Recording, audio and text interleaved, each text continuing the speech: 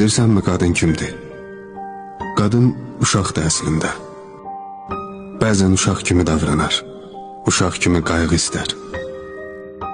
Bu onun zəif olmasının əlaməti deyil. Əksinə, çox güclüdür. Gücünü hər zaman göstərməz. Onu zəif bilib azadlığına, yaşam tərzinə mane olmayın.